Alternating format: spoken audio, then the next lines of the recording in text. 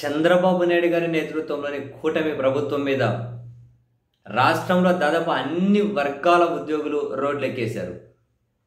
తాజాగా ఈరోజు అప్డేట్ ఏంటో తెలుసా? దశల వారీ ఉద్యమాలకు కమ్యూనిటీ హెల్త్ ఆఫీసర్లు పిలిపించారు. అండ్ ఇప్పటికే వైద్యులు వరుసపెట్టి సమ్మె చేస్తూ ఉన్నారు.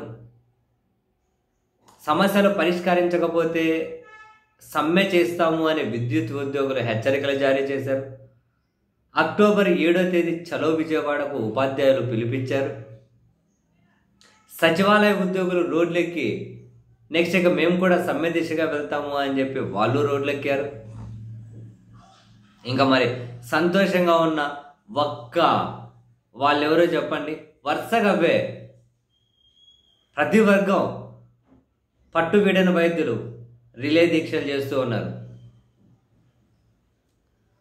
కొన్ని క్షేత్రస్థాయి ఆసుపత్రుల్లో అయితే ఓపీలు కూడా ఆగిపోయాయి. సచివాలయ ఉద్యోగులు ఆత్మగౌరవ దీక్షలు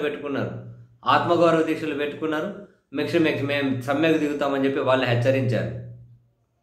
నెక్స్ట్ డిమాండ్లు పరిష్కరించకపోతే సమ్మె తప్పదు. మొత్తం విద్యుత్ సంఘాల నాయకులందరూ సమావేశమయ్యారు. విద్యుత్ సంస్థలో పనిచేస్తున్న కాంట్రాక్ట్ కార్మికులు ఉద్యోగుల డిమాండ్లను పరిష్కరించుకుంటే నిరవధిక సమ్మె తప్పదని విద్యుత్ ఉద్యోగులు హెచ్చరించారు.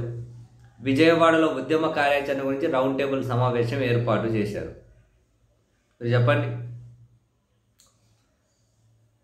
వైద్య కళాశాలలో ప్రైవేటీకరణ ఆపకపోతే ఉద్యమాలకు సిద్ధపడాల్సి ఉంటుంది అని చెప్పి పౌర సమాజం నుంచి కొన్ని సంఘాలుగానే హెచ్చరికలు జారీ చేస్తూ ఉన్నారు. ఇంకోవైపు ఉపాధ్యాయులు మహాధర్నా ఉంది.